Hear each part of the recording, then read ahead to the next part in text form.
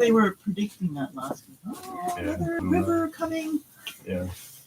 The rest of the week's supposed to be like today or. It is? Yeah, I think so. It was very nice. Yeah, I think maybe the worst of it is over for now. I hope so. The weather. Yeah. Very Irish, I guess. Very. Well, I think we gained some ground on the water. Yeah, Yeah. that's good. But they're still telling you there's still a drought. Oh, no, yeah. I mean, they need a 40-year flood. You know what? The thing is, the way California has their collection system of water makes it problematic. They don't have good ways of collecting it. No, it all goes in the ocean. It goes into the storm drains and out into the bay, and you get the runoff in some reservoirs, but we need a better collection system. Of course they do. But I mean, I our mean, reservoirs it's are beyond full. me that they I haven't was done going it. to cut it out of the IJ, so in the summer when they tell us, Right. we don't have, I'm like, it was full. Right. But yeah, that's good for Marin and parts of Nevada, Yeah. but it's not good for the rest of the state. Right.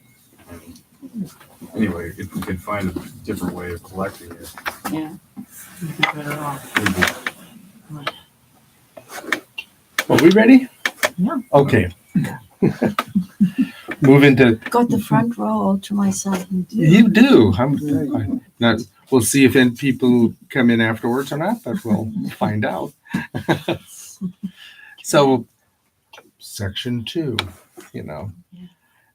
since it's been a couple of weeks, we're going to go back over a little review here.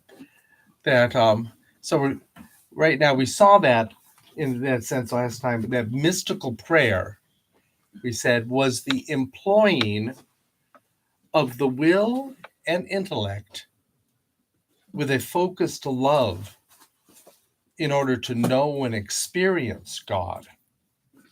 And it was that know and experience God, which was the really important aspect that we talked about, the difference between mystical prayer and other forms of prayer, which are not necessarily there trying to experience and know God. So mystical prayer is that encounter, that direct encounter with the direct reality of God.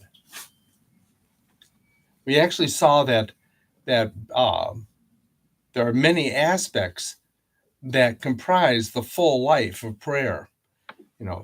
So before I leave this slide here, we saw that there were the 3 different areas of our prayer life: the physical kind of area, the spiritual area, and what we call the mystical. So the physical we talked about, and we'll look at again in a moment, is much more that area where we saw petitionary prayer, intercessory prayer, adoration, things of that nature. Then that second level of the spiritual senses, which pick things up. And finally, when we leave both of those and all we have is our knowledge that God is and a will to know that reality, and then that we're into the place of mysticism, and that the important aspect of the tool is how to love. Prayer, as we saw, was an integrated life, which we describe metaphorically as nesting within one another, which much as the Russian doll nests within itself. So we saw that in that sense, that if we talked about mystical prayer as the center here, that it nests within the inner life of the spiritual senses, which are nested within our life in the exterior world. But they're all not separate, but nesting. They're all the prayer life. Mystical prayer, therefore, is just one aspect of our full prayer life. There is the prayer that focuses on the employment, as we said, of the physical senses. And this is directed at events and concerns that are there in the world around us, in our what we think of as our external world. Then there's the aspect which utilized the spiritual or inner senses that we have, which often are more concerned with the inner world, directed toward our spiritual and development in many ways. Um, you know, and if you're kind of needing kind of an example of these, like I said, we just talked about petitions and intercessions are usually about something that's going on in our world for other people or ourselves around us.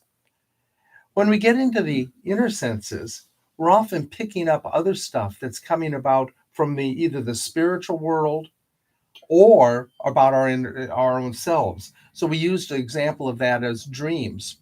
This is often the level where things are referred to us symbolically.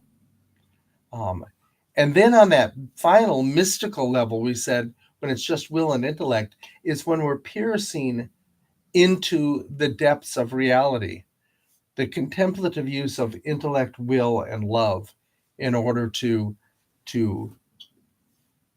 delve into the experience and the knowledge of God.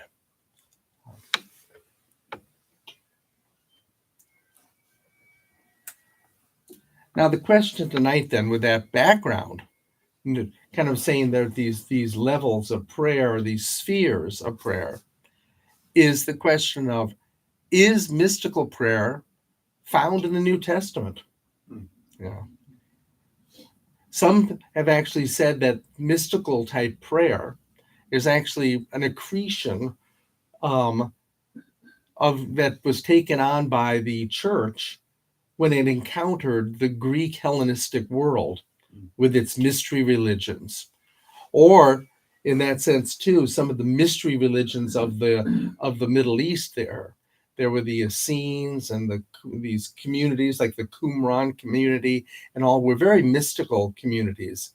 They ended up being known, a lot of them, as the Gnostic communities too. And the question is, therefore, is this just a development of, we want to have this type of prayer too, or something, or this is how these aspects of this Greek world were going about things. Is it therefore in the New Testament as well? And what we'll find by the end of this evening is, yes, mystical prayer is not something that just was brought on that when we all of a sudden got in touch with the Greek, mystery religions, or the Gnostic mystery religions that were very, very prominent at this point in history, because during that first century and the time when Jesus was incarnate, there were a lot of different magical mystery religions going on all over. So, but is it in the New Testament? Yes. And where do we see it most? It's dramatically seen in two certain places, in the letters and the Gospel of John, but also by the experiences related to us by St. Paul in his letters and in the book of Acts, and Jesus' own teachings in the Gospels. That as we take a look at what we just described as the mystical form of prayer and how this differentiates from other forms of prayer, and actually kind of put that template over what Jesus is teaching and what we see, well, all of a sudden we see mystical prayer a lot of places. Even in the questions of, that we often go, what was Jesus doing when he went up the mountain? Why did he have to get away? When we think of our external forms of prayer that are done from the physical senses, picking things up, especially, again, things such as petitions and intercession, we'd go, why is Jesus going up to do intercession on the mountain? He could do a lot better work just laying hands on people and doing things, hanging around with the crowd. That was actually very much intercessory prayer that he was doing, healing prayer, all these other things that are happening. And so as you start to put this template over, you go, oh, but there's more. It doesn't say it, but what is he doing up there? especially when you get to the mystical levels of such things as the transfiguration of Jesus, where the God the Father is speaking directly to him, as well as Moses and Elijah. We end up in that place of the direct encounter of the Father there.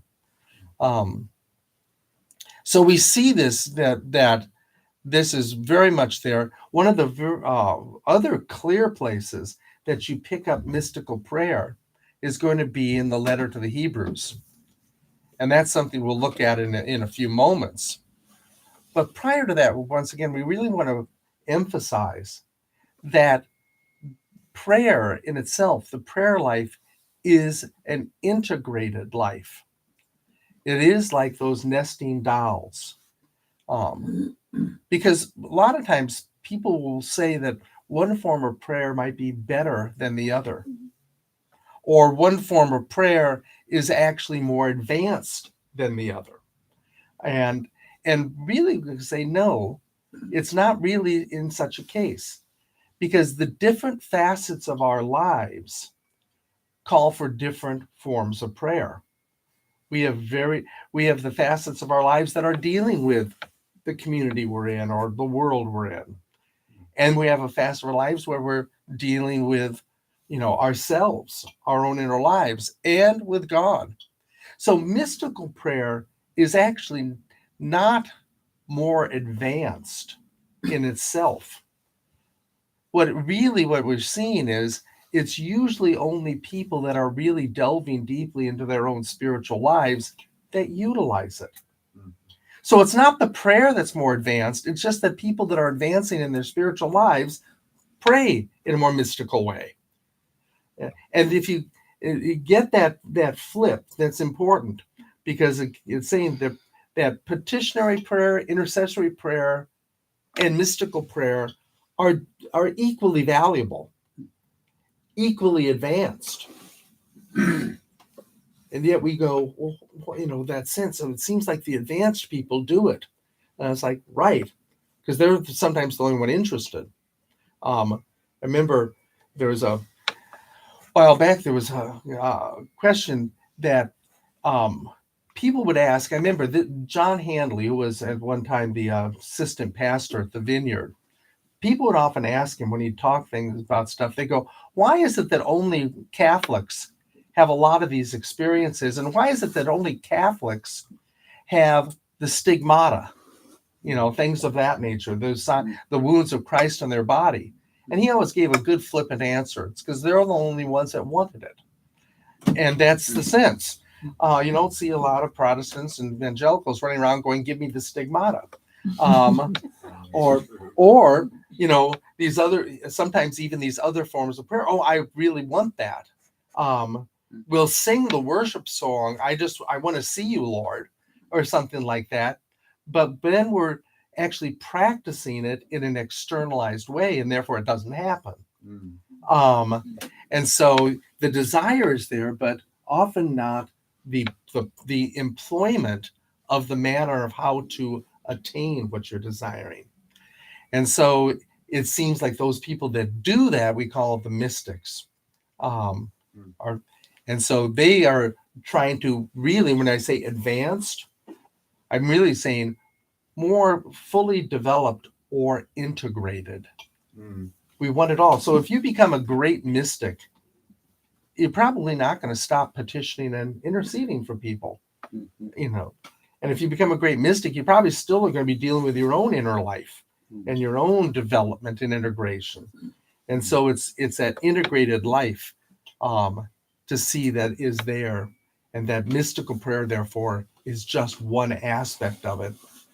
But an important aspect that seems even more strange because it's so neglected by so many people, when it's just an aspect of our normal Christian life, if you will.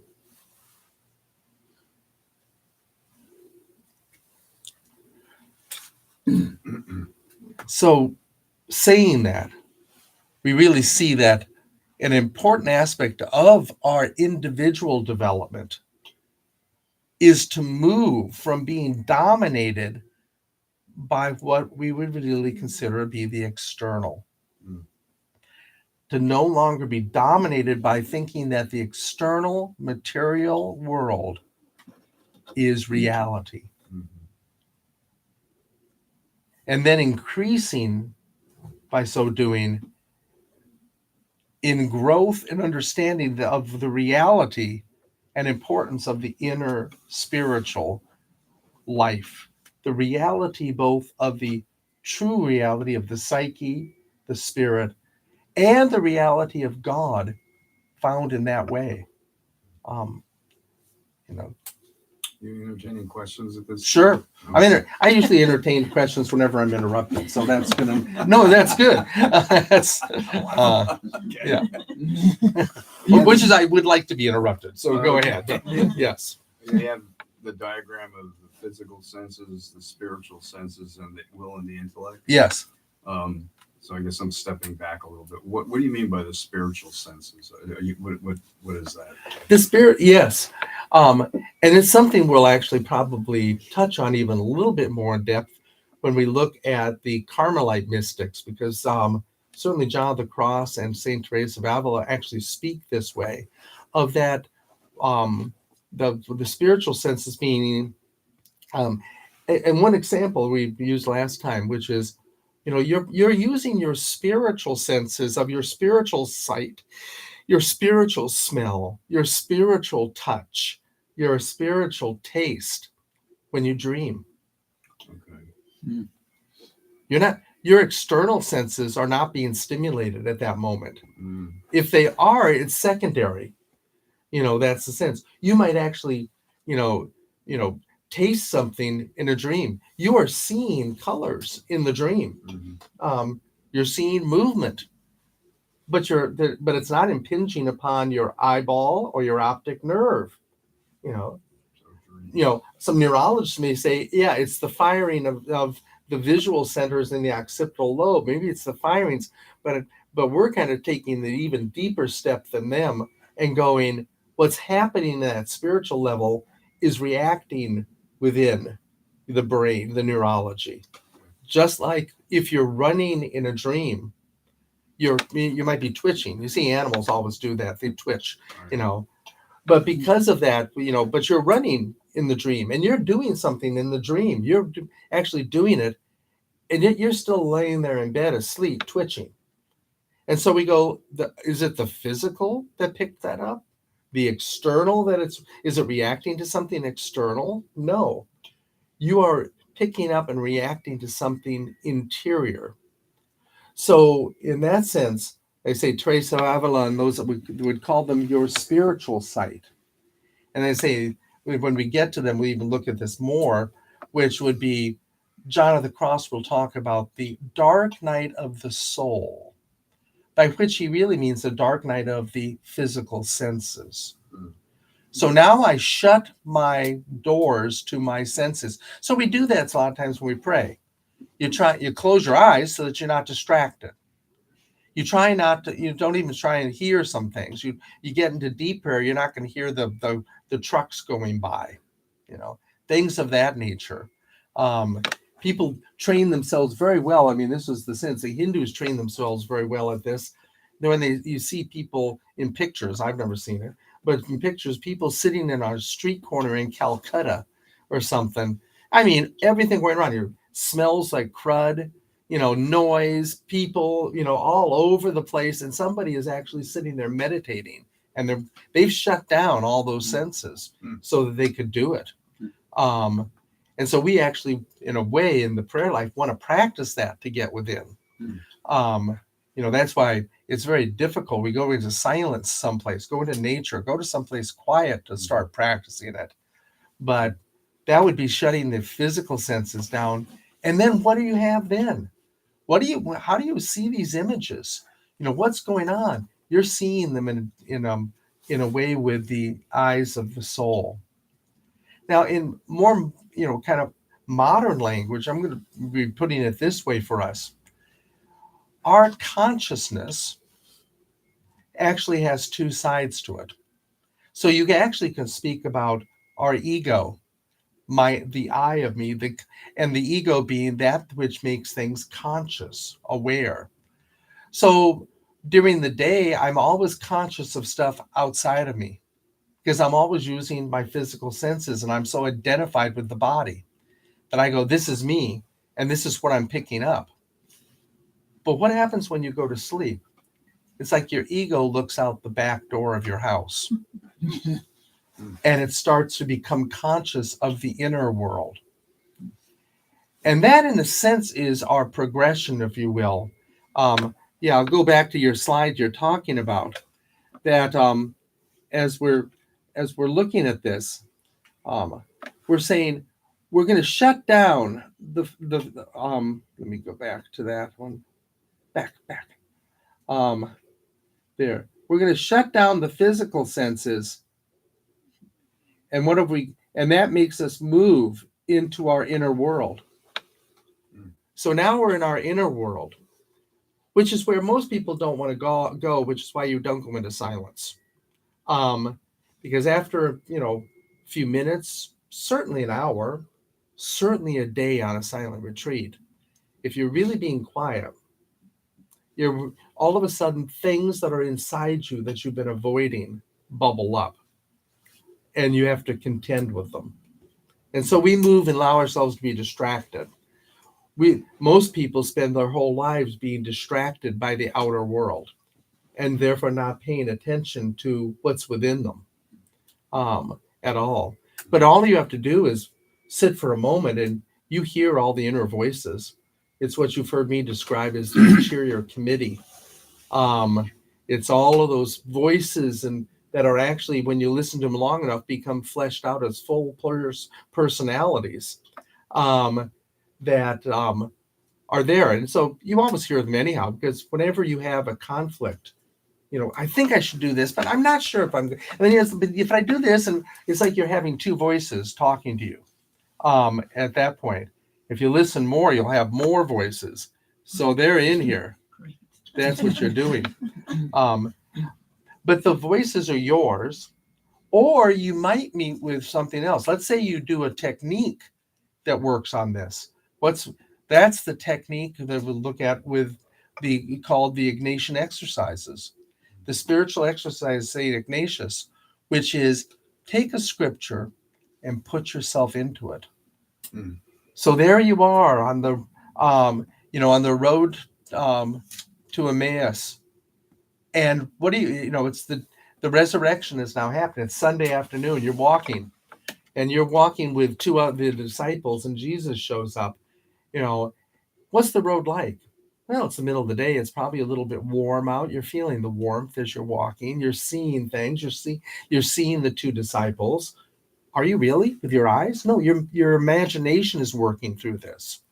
You may hear Jesus say something to you. Did he actually say it at that moment?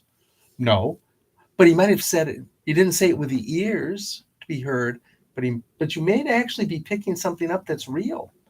But it's coming across through the imagination now. The imagination is telling you things, and you're hearing things with an inner voice, and that sense is even now. We're a little later tonight, possibly get to this. It's like that's even sometimes how the word of wisdom and knowledge comes. You don't hear really, a voice of God booming at you. You kind of go, I'm kind of getting this impression, or healers, always the typical one, the example is like, I believe I see some backaches here. So somebody gets a visualization of a back, and there's backaches here. And right now God is healing this backache. What did they see? They saw an image of a back being healed. That's the imagination being used. They did not actually see that person in row 40 that they saw, and it's like boom, and a spotlight came down on them, and they saw what saw was the imagination, or what in the older mystical language would be called the spiritual senses. Okay, that's what they saw, and so we see through those.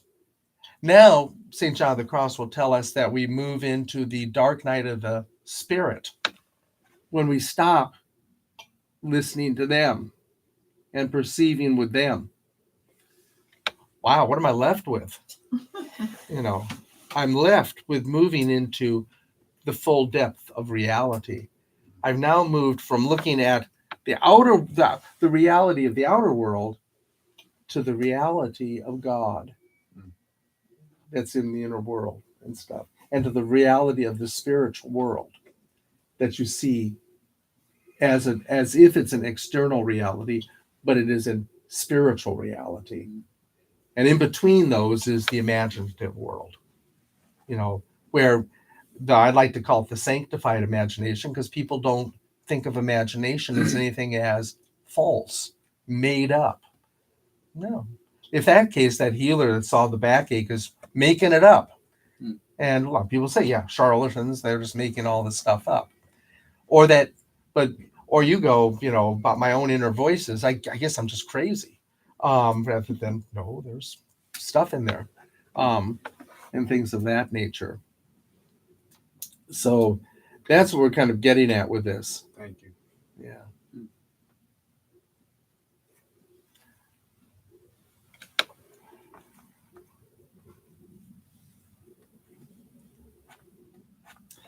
So as we say, we talked about this a little last time too, but the idea being is that we're dominated by this external world and an identification with the body. We're dominated by that. And that we try to release ourselves from that domination. That's when we say, realize that you really are the image of God, that you are a spirit that has a body, not a body that has a spirit. Even speaking like that, we say, my spirit, we're usually identifying my body as having a spirit and a soul, which is why we then think and use the language, which is a body-oriented language, but it's the only one most of us know, that actually talks about the inner life. The soul's in my body, right? And the spirit's in my body. Rather than, frankly, really more the other way around. The body's within my soul and spirit. But we don't think that way. So if I kept saying, what you need to do prayerfully is get into the outer life, meaning the real life of the soul and the spirit, you go, outer life is this, isn't it? So we're so confused because one thing by so identifying with the body, we've turned the world upside down. And in that, so we use upside down language to get to what we're trying to get at. So I'm going to say inner life, but that really is taking me into another dimension of life. That's the mystical aspect of this. But now let's use the common everyday language still. So because we're bodily oriented, our prayer life is dominated by petitions, intercessions. Maybe, we realize there's more to it. So then we strive to recall things like recite maybe the attributes and aspects of God that we can know in creation, and which lead to adoration and praise and gratitude. But we're usually doing things in praise like, thank you for taking such good care of me. Or, Lord, the way you made that mountain is so astounding. I just adore you, and that your beauty must be so much more even than that. And those are all still things that are impinged upon our physical senses that we're relating to. And so it's, again, not that that's less valuable.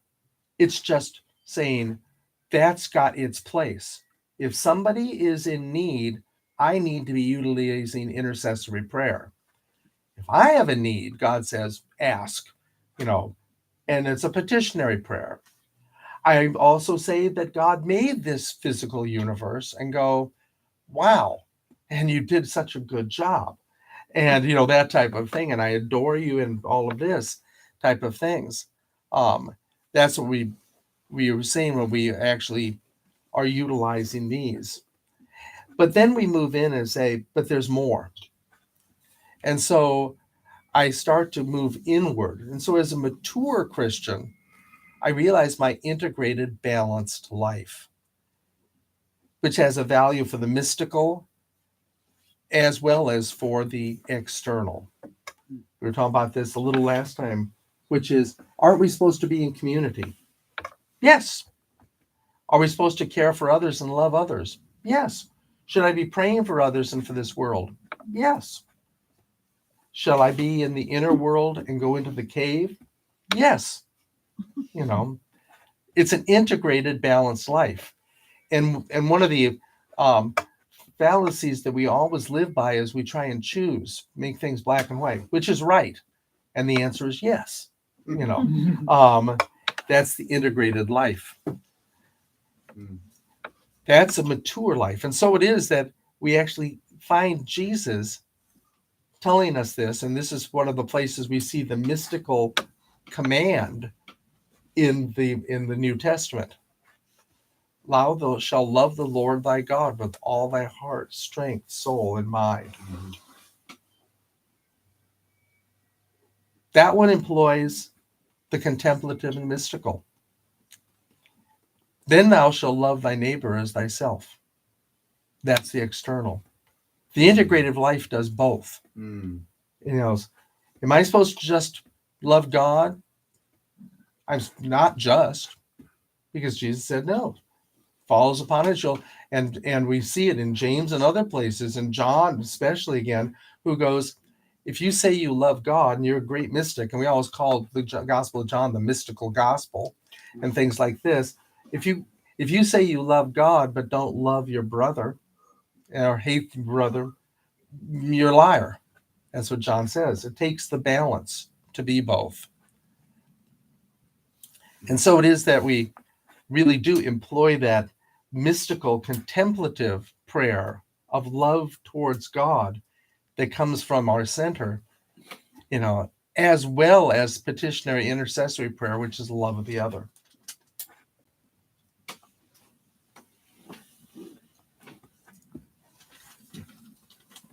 Now, this is, again, the mystical aspect, and the mystics are those that actually recognized and have changed their consciousness, if you will, into what we're talking about. They actually believe in the grander aspect, if you will, not in a moral value ways of grand, but just bigger aspect of the spiritual and what we might call mystical world, the heavenly world. They realize that is the bigger. They realize that we are bodies within a spirit, not the other way around. And that's the mystic, you know, really gets confronted with that. And so they see life differently in that sense. And as I put it here in this, even in this little graphic, it's realizing that the physical cosmos, once again, is contained within the heavenly cosmos. And I say, is there a moral difference or anything to that or value? No, it's just like this. You are right now contained as a body in this room. You are in the room. The room is not in you. You know, so which is the more containing of that? Or as another example of that type of thing, just on a physical level in your body, your heart is within you. But your heart is rather valuable, because if your heart's not working, this rest of this containing body isn't going to be working very well either. So it's that sense, once again, of we often put value when we think of these things, but rather than just reality. But reality is that there is the heavenly cosmos, and then then becomes essentially the physical out of it. And remember from other times we've talked about where we looked at Genesis and said, how does it go? In the beginning, God created the heavens and the earth, but the earth was not yet around. It was void. And so, boom, all we have is the heavens. And then God divided the waters of the heavens below and beneath and there. And then in the division, he said, let me pull the waters back and create the dry land in the midst of all the waters, which are the heavens. And so where we end up is with the dry land as a metaphor for the physical cosmos within the spiritual cosmos of the heavenlies. Um, and when I put this kind of cube up there, that's the being of God, and it's all within the being of God. So God just, it's not God speaks it outside of himself, because that wouldn't work. Because then God wouldn't be God, because there'd be the cosmos and there'd be God, rather than there is only God. All there is God. God is existence itself. So this exists within existence. I like this better than the first picture. You like this better? Yes. Okay. To be surrounded by the heavenly cosmos Yeah. rather than the other way around. Oh, yes. I'm sorry, I missed that. To be surrounded by the heavenly cosmos rather than the other way around. Oh, I see. Yes, exactly. What about the kingdom of heaven is Within inside you? of us?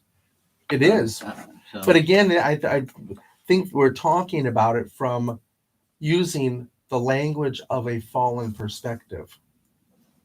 Because if I said the kingdom of heaven is outside of you, but you think of outside as the physical world, then it's like, so the kingdom of heaven is, inside of us, but this is a different way of looking at it, but saying it's not in the physical cosmos.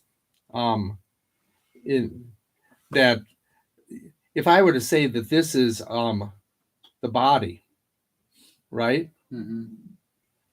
Well, what we think of when I say interior, unfortunately, right now, is going into the physical.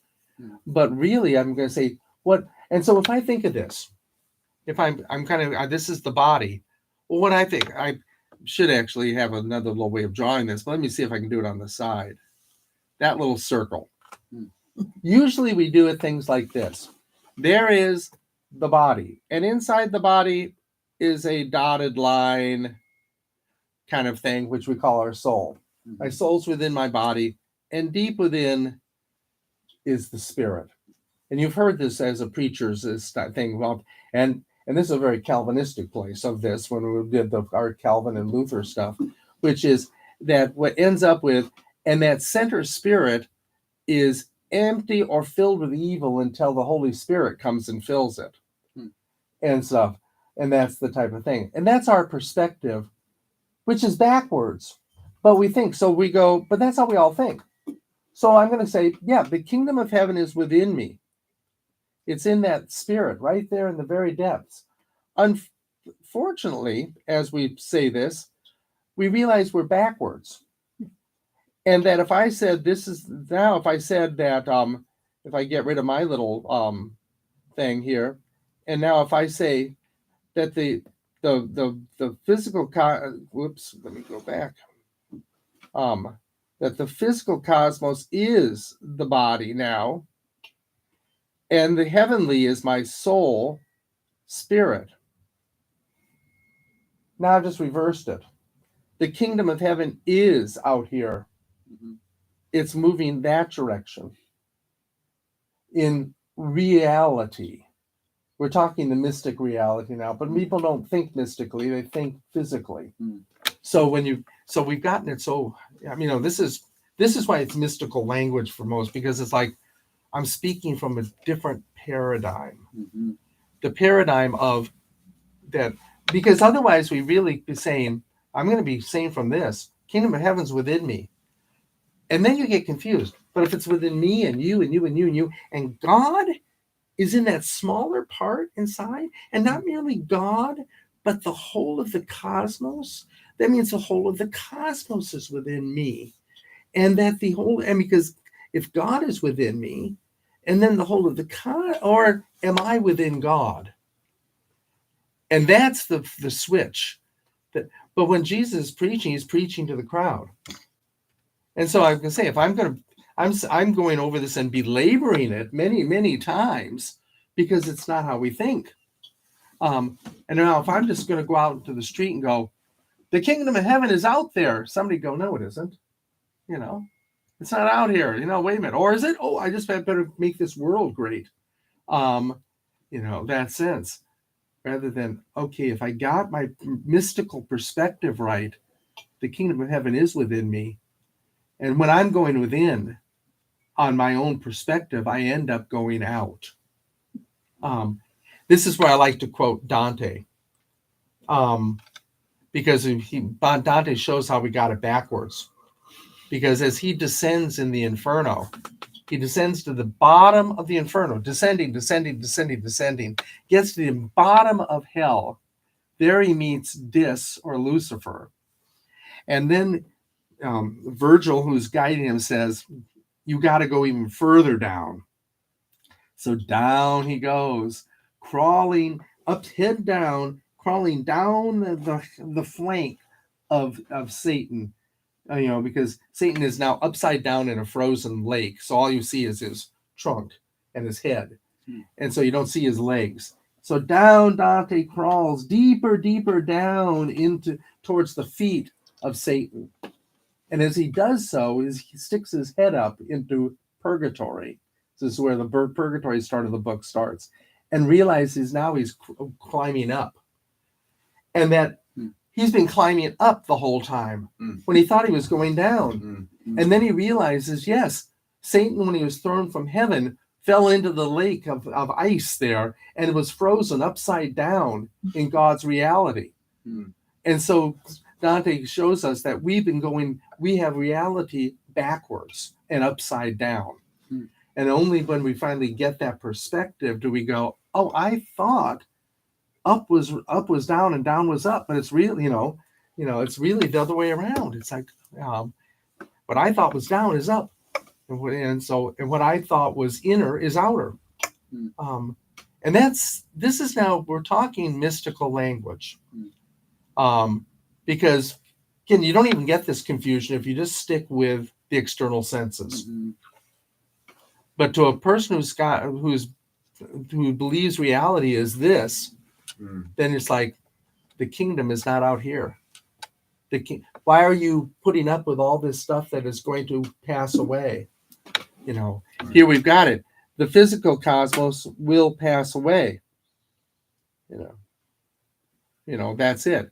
It will go. I always do that. It's going to go away. But the heavenly doesn't. That's that sense and then we're the transformation.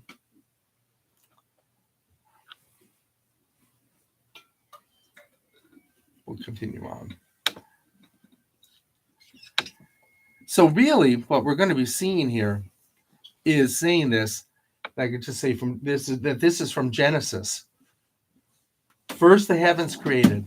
And within the heavens, dry land is created within. It's not separate to the side. It's within. And so in that sense, it really is like a sphere or a circle, because when the dry land is created, and even when the firmament is created, it's separated in the heavens above from the heavens beneath. But then we get the dry land, and there's water beneath and water above. And you can see how then primitives would have interpreted that statement and gone, well, when I stand on the beach, I see water. And not even just primitives. People believe that type of thing. There was that senator that still thought if you stood too many people on the side of Guam, it would flip.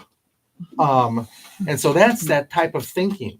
That's a very ancient type of thinking, if you will, very primitive, that there's just water underneath us too. And so the islands are floating, and that type of thing. That's why we take this as a spiritual metaphor and go, the physical cosmos, the heavenly cosmos. And so what's the physical cosmos? All the universe that Carl Sagan once said, billions and billions, that's the physical cosmos. That's just the little black circle.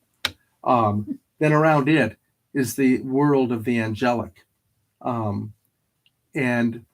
even though we haven't talked about it much at this time, it's good to remind ourselves to realize we're the only creatures that have been made to abide in both. That's the difference. When God created all the creatures of earth, of the dry land and of the waters and all of that, of the things like that, then he created humanity and breathed the angelic the life of God, and that in humanity. So we're both of both realms. And in this realm, so that type of thing is dividing these, we get a sense of that the heavenly cosmos, as I say, is the original. That's why it's called archetypal. That which arches over all others. Like an archangel is an angel above angels, or an archetype is actually a sense of the true thing of which all other things are images. So even though the New Testament doesn't become Platonic here, it's kind of, Plato is one of the people that says something close to this when he said in the heavenly realms there are archetypes. Like there's an archetypal tree, which is just the perfect tree, of which all other trees on earth are somewhat representations, imperfect representations of the perfect tree. And so we go, yeah, he kind of picked that up. He understood that. But we are really saying in the New Testament, this is how things are seen, which is what leads us into, again, mystical thinking. Because if we look at the physical cosmos and say it's what is real, we've got it backwards again. So is that like that which is in, what is that? That which is in, how does that go?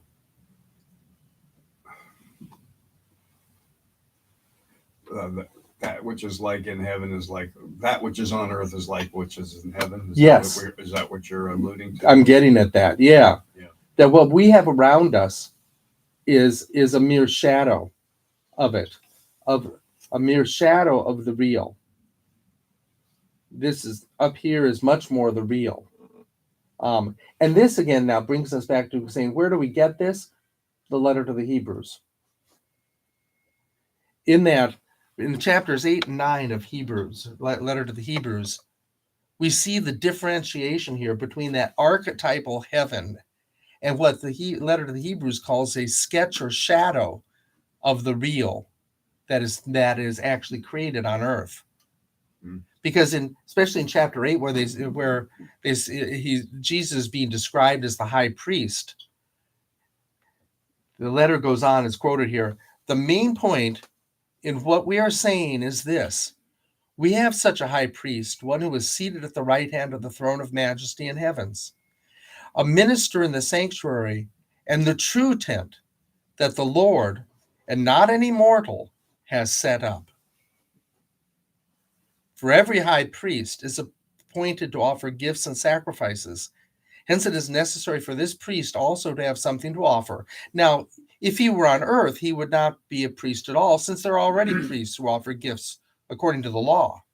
However, they offer worship in a sanctuary that is a sketch and a shadow of the heavenly one.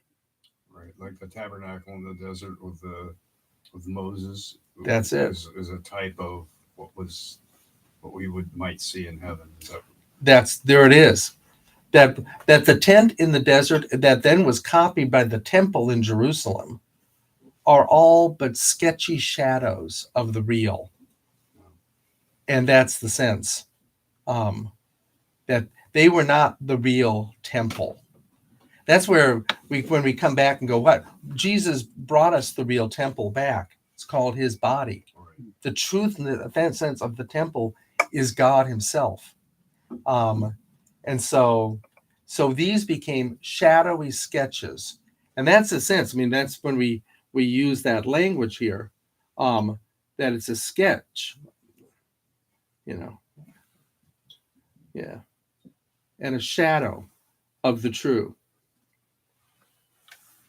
And so and so what you were just talking about, the tent in chapter 7 of Hebrews, that already went through that whole thing.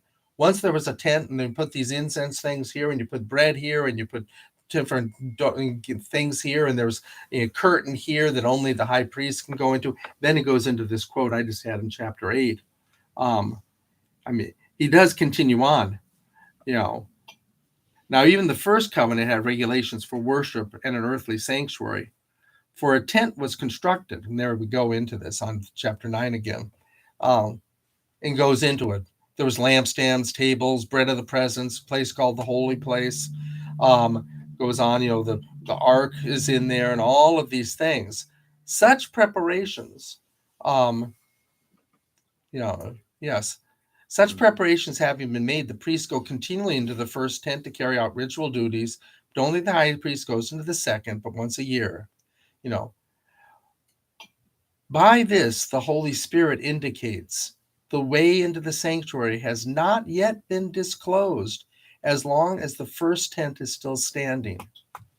This is a symbol of the present time, during which gifts and sacrifices are offered that cannot perfect the conscience of the worshiper, but deal only with food and drink and various baptisms, regulations for the body imposed until the time comes when things are set right.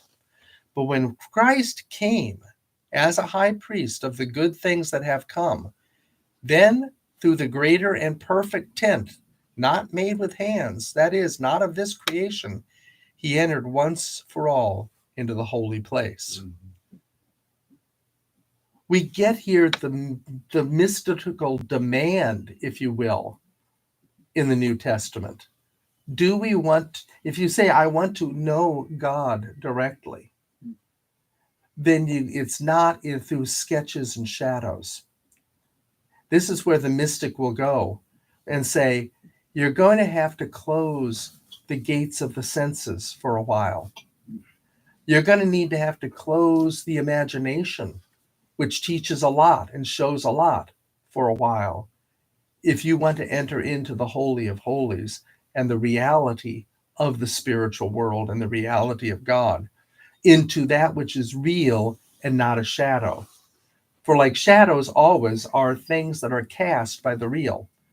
When the light, if you have a tree again and the sun is on the other side, you'll see a shadow of a tree on the ground.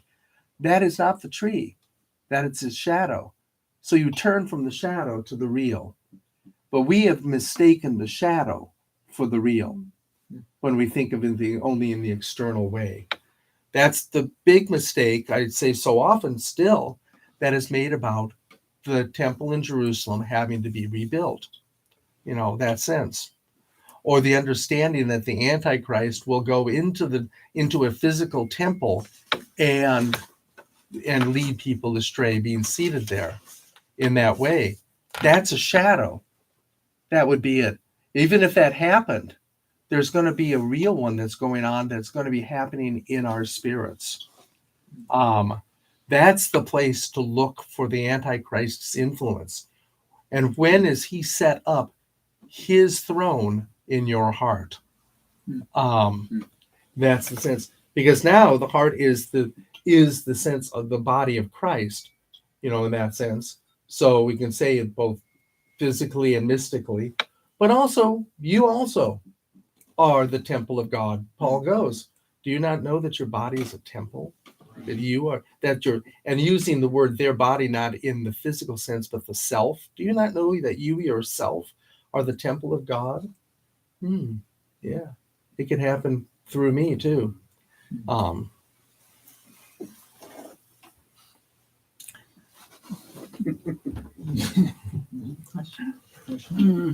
Yes.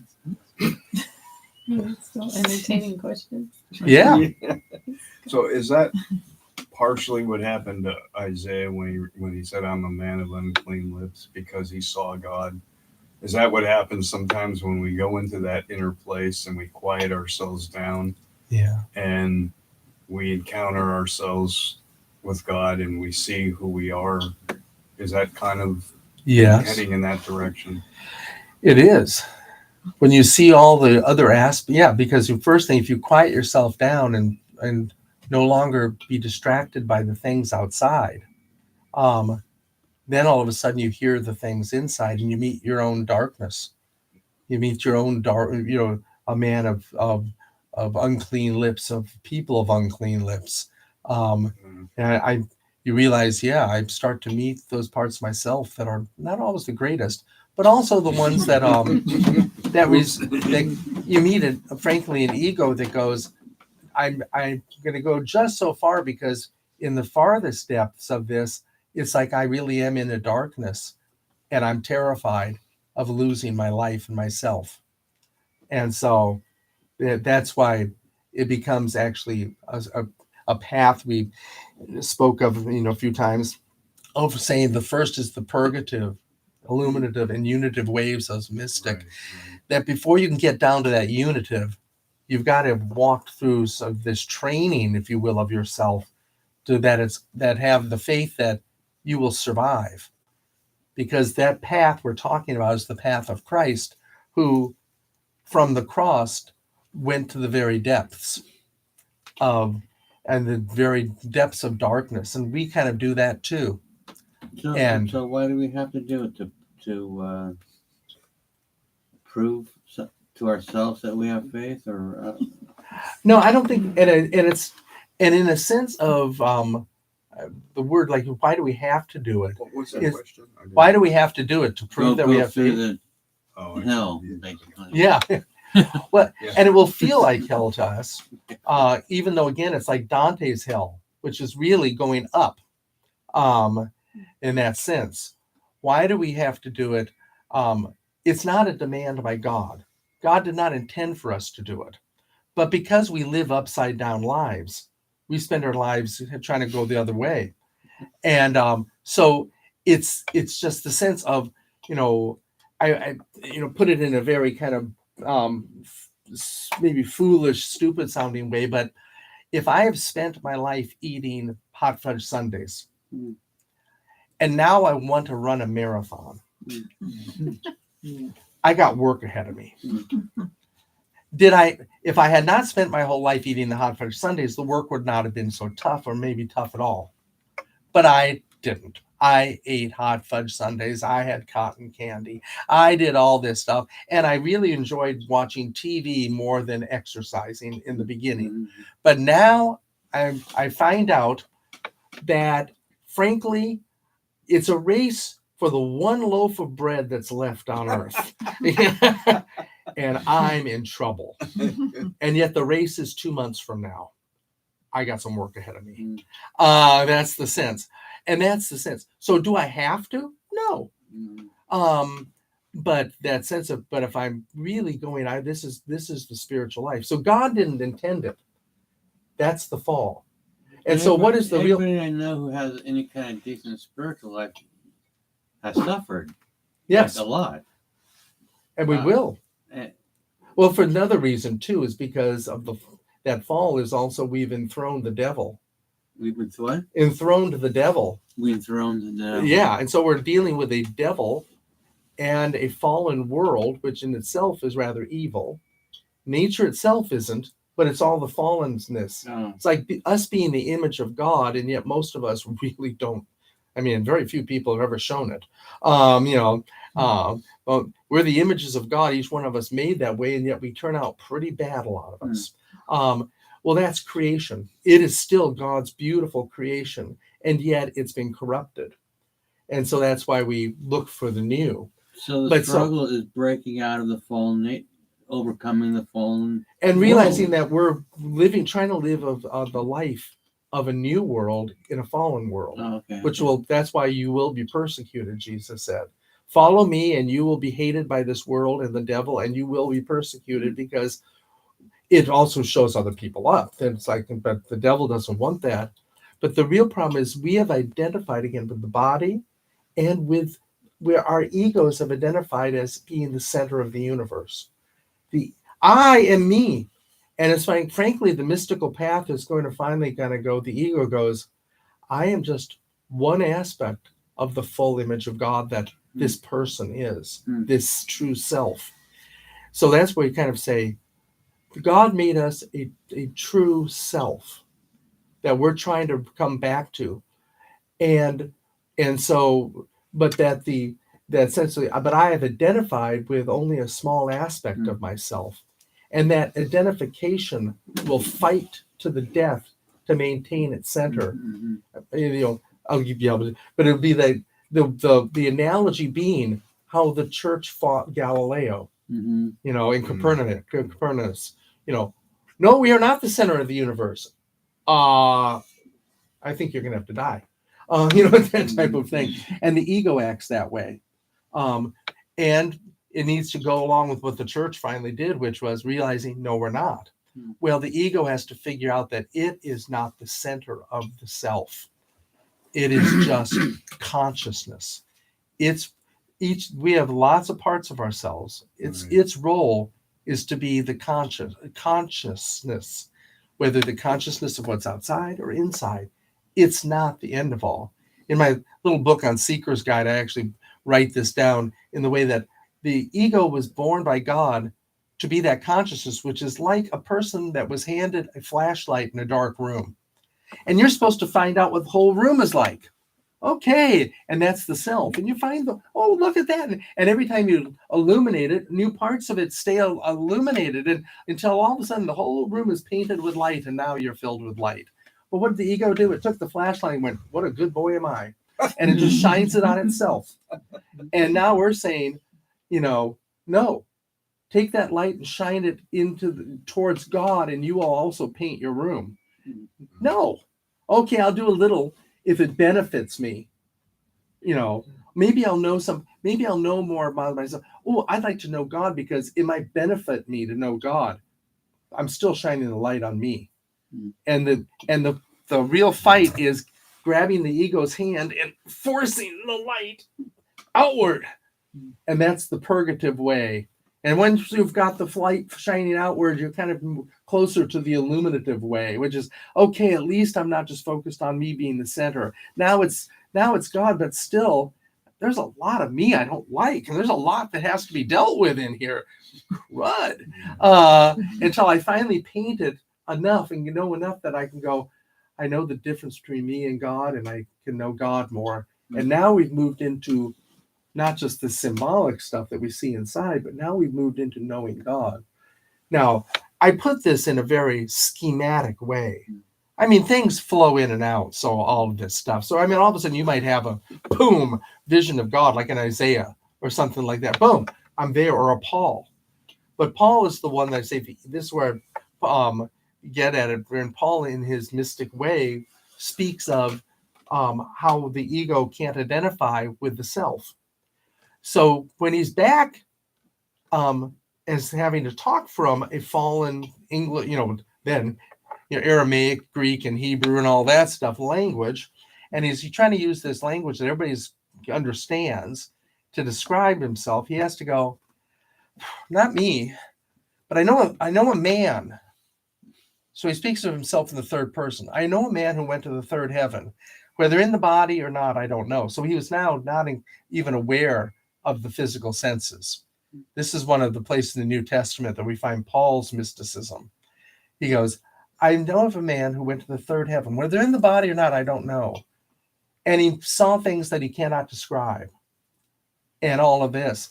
And that's kind of like the Isaiah too, but it's like Paul really clearly goes, I can't even say I went to the third heaven, because it was this man that is, we're going to say, the true self of Paul, but we don't have language, and so we speak in this mystical language to try and describe what that is of when he's had that experience. Boom. So he's had that experience, and going back to our nesting dolls, but then he comes back and he's praying for people and healing them and preaching and doing all this other stuff. So it's not like, I got to hang out in the third heaven forever. It's, the balanced life. Were you going to say something more too, Susan? No. Oh, you covered it. Did I? Okay. Yeah. So that's why we kind of really go that that the mystical life we're talking about, mystical prayer, is the attempt to pierce through these layers of ourselves to actually perceive and experience the reality of God, where it's not being mediated. If, the mediated ones would be, even mediated in all that you can know about God, you can know through his manifestation in the creation. Okay, it's mediated by a metaphor, in a sense, of creation itself. So it's not mediated then. through my physical senses, nor is it mediated through an imagery where I have an interior vision of like say of Jesus, maybe even, and it feels like an interior vision. It feels like, not so much dreamlike, but all of a sudden I might be praying and I might see in my inner eye. But I still would have to say to myself, was I really totally there? Or am I seeing something within? Am I getting a vision now? Well, the vision is still imagery that is coming through to me. There is a place of the mystic, which is like Isaiah, Ezekiel, Paul, others that we're going through, where you now go, no, I was really there. So This was something else. It's a different place. Like It's a different way of experiencing. It's like you haven't gone someplace. You are actually seeing from the full self. You're seeing not through the ego's imagination, which is either using the doors of the physical senses or the doors of the spiritual senses. There's a different place to get to where it is just the real. It's the place we will be very likely when, first of all, when we die. You're in the place of that because you are now released from the physical senses for sure. And it's more, people that have near-death experiences describe them not as walking in a dream, but being there, that type of a thing. And so it's more of that sense. So it's not so much that we've gone someplace else. We're just finally seeing in a different way what's already here. That's why we say the reality of heaven is right here. Jesus is right here. We just don't see. And so our work is to learn to see. And that's what Jesus says so often. Wake up. Wake up. How does intuition play into this? It's kind of in that spiritual senses place, really. Okay. I mean, it can be on two different things, but it usually is, I'd say, somewhat from the spiritual senses. It can also be that kind of in between grounds between the physical and the spiritual, because you pick up stuff and yet, you've perceived it, but we don't register a lot. Right. And then it's like all of a sudden being felt and maybe even imaged, kind of an image coming up. But when we're in the world of images that are symbolic, that's when we're seeing, and everything is for our egos. That's why this level of Paul that we're going to get to, and we talk about, with the other mystics, is almost impossible for us to describe. It was impossible for him to describe, really. But we're trying to do our best. But that sense is, like you say, when you think about it, everything in our lives is symbolic. Everything.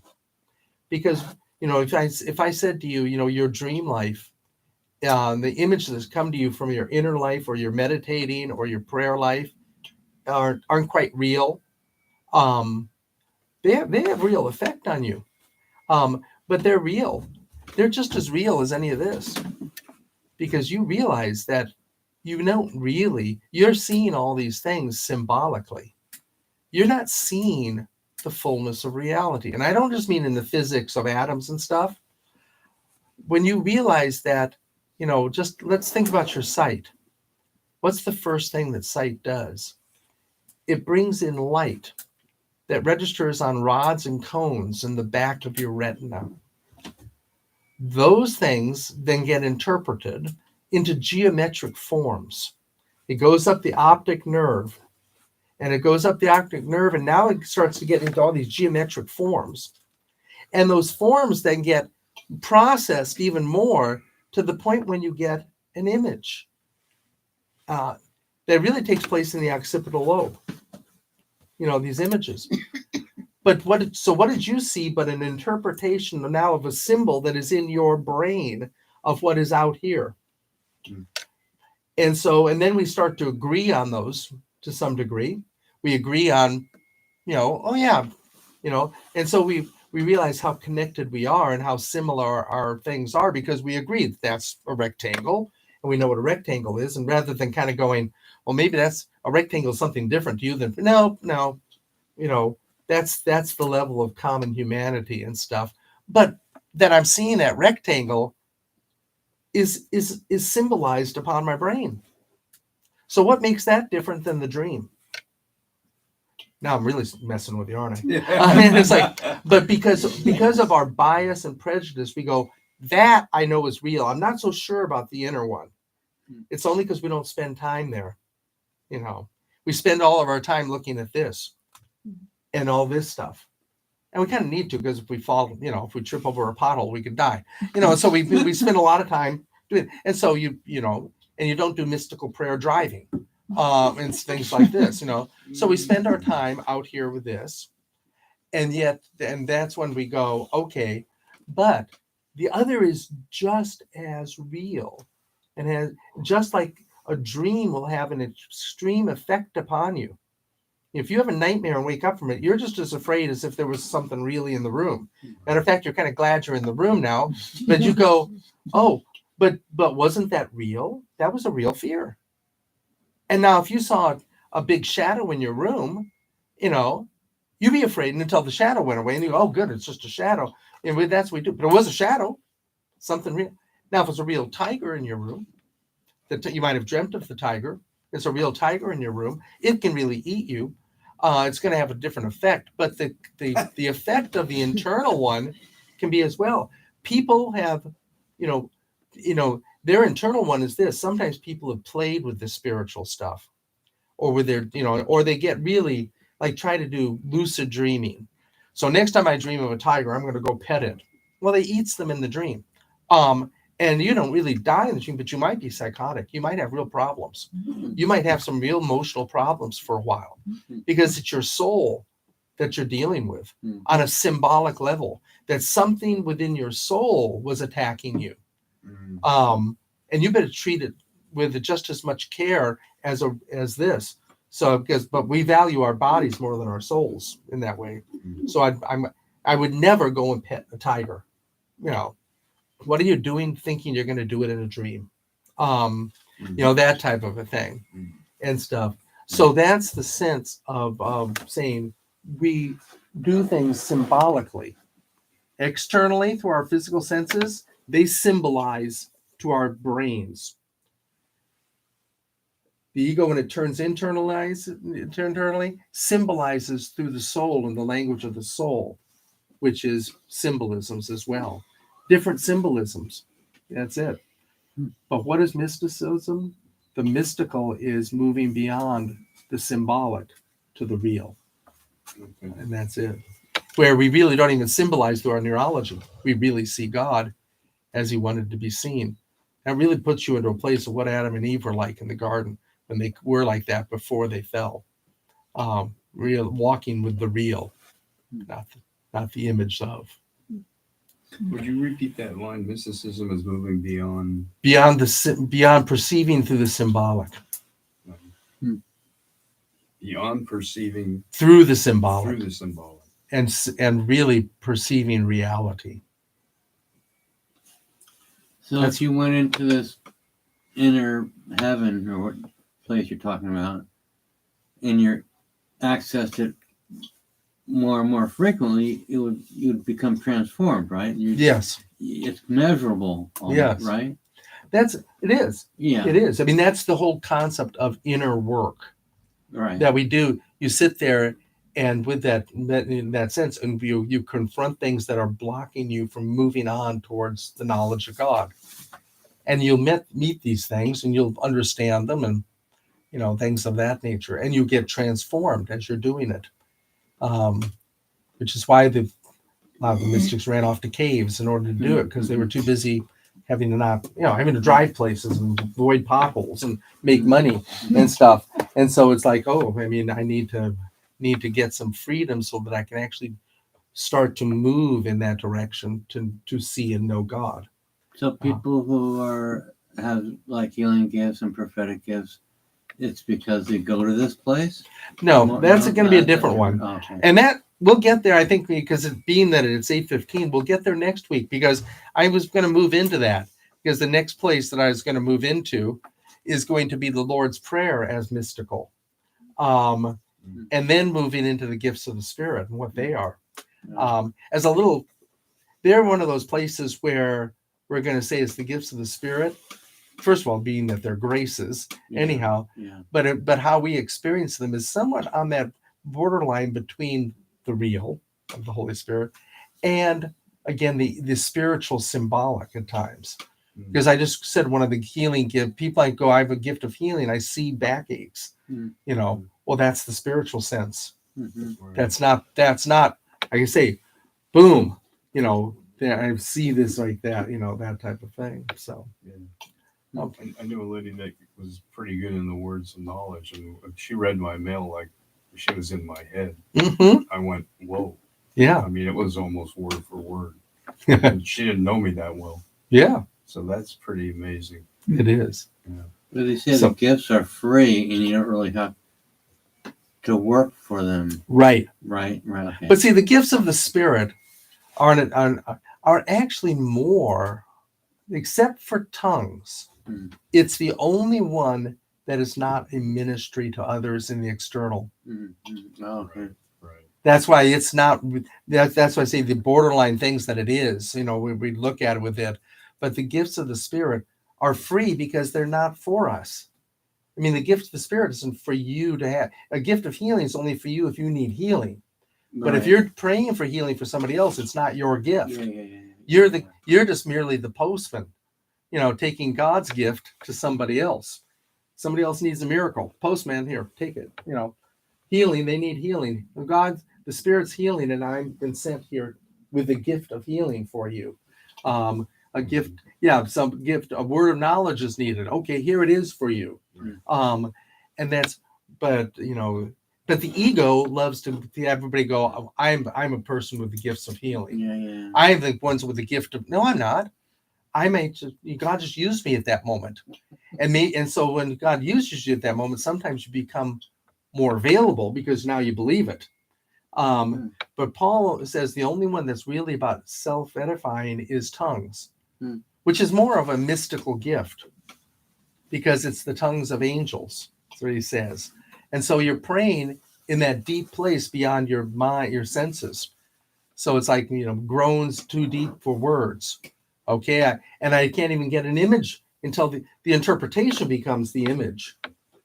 But tongues itself, really utilized in that way, is just an inner thing that builds up because you kind of go into that thing. And that would be much more the level of the gift of tongues at that level. But the Acts chapter 2 gift of tongues is really, we need to preach this to the whole world. We're overcoming Babel. And so I don't speak Chinese, but they need to hear it. So here's Chinese that I just started speaking without knowing it. That type of thing. But those are all helps to others. So that's why we don't really consider these mystical. And that and you don't have to work for them. In that sense, no. And the only reason you have to work for these others is you're overcoming yourself. Yeah. I mean, that's the work. Yeah. Is God's not saying, I want to see if you're going to do it. I'm going to test you here to see if you'll really try it, And well, you're a good boy today. Maybe I'll give you a little bit. I'll give you a little bit more. It's more of God's going, would you just be here with me? And you go, I can be here. No, I can't right now. 1 minute. It's like, yeah, okay. Oh, I'm really enjoying this, but I've got things to do a little later. So, the work is not having things to do a little later. So, well, till next week. And well, I have any other questions too, but okay. There's a lot. Very good. Brains. I'll try to think. Oh, sorry. Brain is my head advice.